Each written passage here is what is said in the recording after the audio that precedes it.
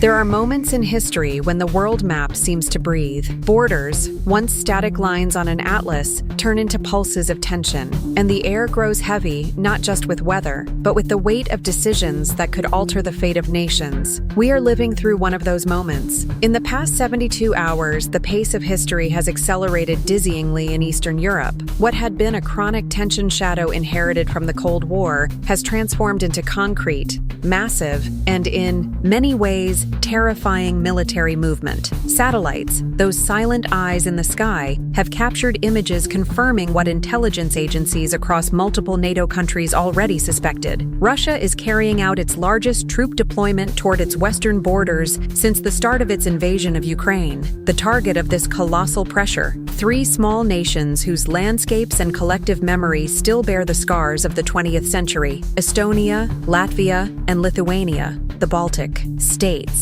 Make no mistake, this is not just another routine military exercise. Strategic analysts, examining deployment patterns, identify what they call a signature of conflict preparation. We are talking about approximately 40,000 troops being repositioned from multiple Russian military districts. We are talking about mobile Iskander missile systems, capable of carrying tactical nuclear warheads. We are talking about S-400 anti-aircraft batteries moved into position to shield this advance. And we are talking about heavy logistics convoys of fuel, ammunition, field hospitals that are not mobilized for a mere show of force. This is a force positioning itself for something. To grasp the gravity of the situation, one must look at a map. Here, geography is the central character in this crisis. Yes, Estonia, Latvia, and Lithuania are NATO members, but consider their location. They form an enclave. To the east, they share a border with Russia itself. To the south, they border Belarus,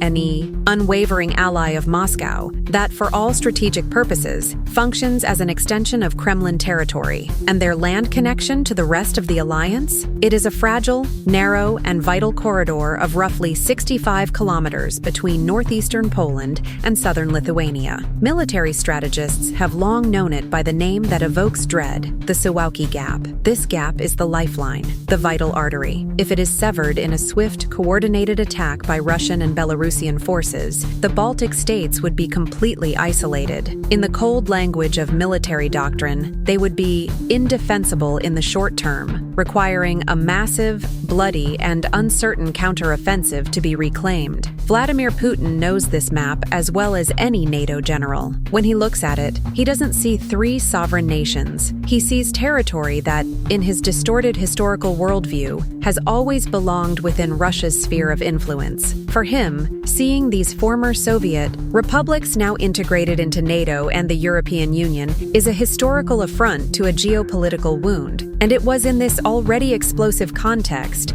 that the first decisive move occurred not from Brussels, but from Warsaw. Poland, unilaterally and dramatically, has completely closed its border with Belarus. Consider the symbolism. Poland is a pillar of the European Union and a member of the Schengen area of free movement. Closing an international border of this magnitude carries devastating economic and logistical consequences. Yet the Polish government did not hesitate. In an official statement citing imminent security threats stemming from Russian-Belarusian military coordination, it took this historic step. And in the middle of that statement, two words echoed like thunder through the corridors of global power: Article 4 and Article 5. Let's unpack this, because it's critical. The North Atlantic Treaty, NATO's founding document, contains operational clauses. Article 4 is the consultation clause. It allows any member to convene the NATO Council if it feels its territorial integrity, political security, or independence is threatened. It's the yellow alert. Article 5 is the red alert. It is the alliance's core. It states that an armed attack against one or more members in Europe or North America shall be considered an attack against them all. It is the promise of collective defense, the trigger that, once pulled, could mean a continental war. By invoking both articles, Poland wasn't merely closing a border, it was flashing a bright red emergency beacon to the entire alliance. It was saying, this is not an exercise, this is preparation for a possible attack. and we are ready to treat it as such. And NATO responded not with vague words or careful diplomatic statements, but with steel,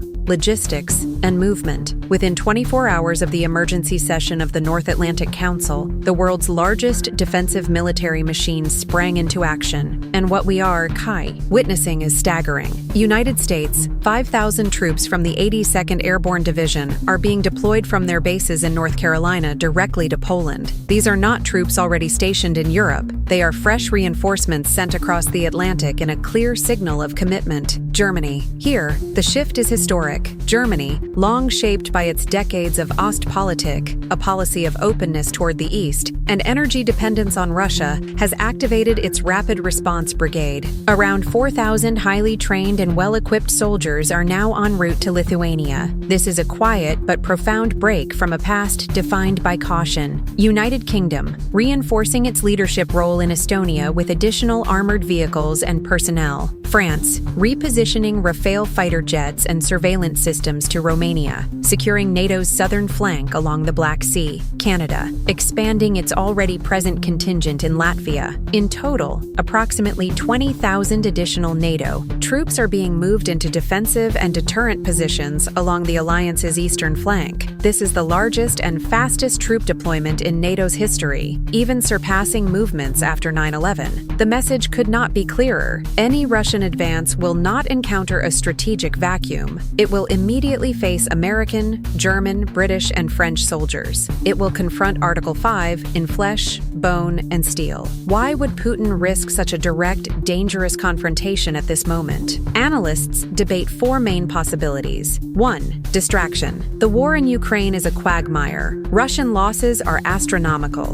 and its economy suffers under sanctions. Provoking an even larger crisis in the Baltics could divert global and domestic attention from Ukrainian setbacks, recasting Russia as the power that sets the pace of the crisis, not one that suffers its consequences. 2. The test. Above all, Putin is a tester of limits. He did it in Georgia in 2008, in Crimea in 2014, and in Ukraine. Ever since, each time he measured the West's response. Now, he may be testing whether a NATO alliance already weary from supporting Ukraine still has the stomach for direct confrontation where the risk of full-scale war is immediate. 3. Opportunism. The political landscape in the West is fragile. The U.S. is in a deeply divisive election year. Europe grapples with internal economic and political crises. It's a moment when democracies may be distracted, hesitant, or divided. To a strategist like Putin, this might appear as a window of vulnerability to exploit. 4. Genuine preparation. This is the darkest hypothesis, and the one keeping NATO commanders awake at night. What if this isn't a bluff? What if Moscow's calculations have concluded that a swift move to isolate and perhaps seize the Baltic states,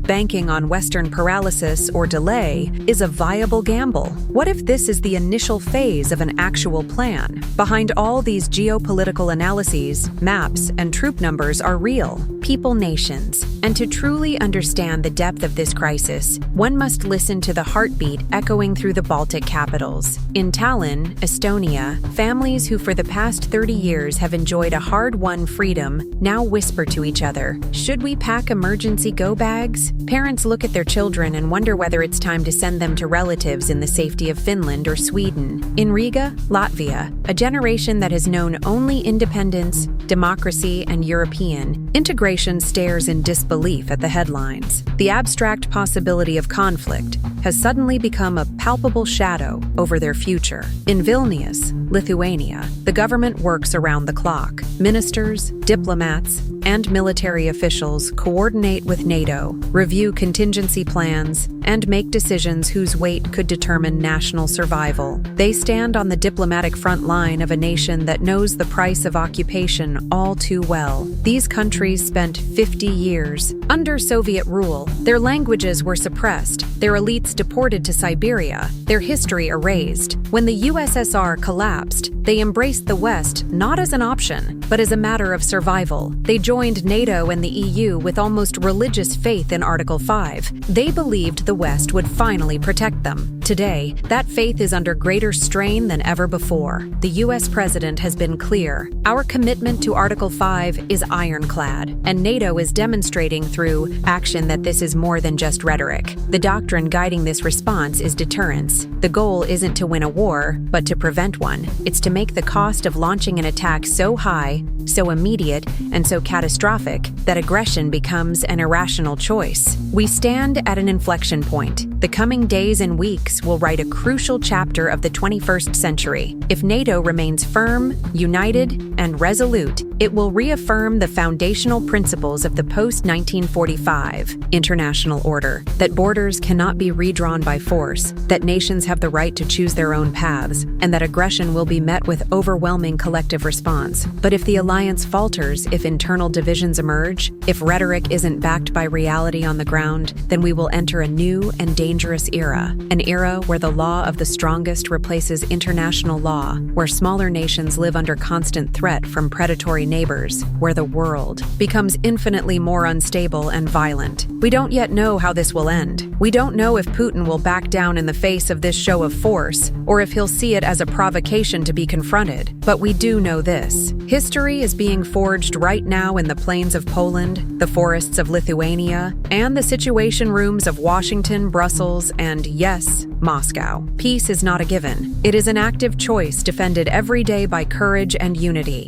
At this moment, NATO is making its choice, and the world holds its breath, waiting to see if it will be enough.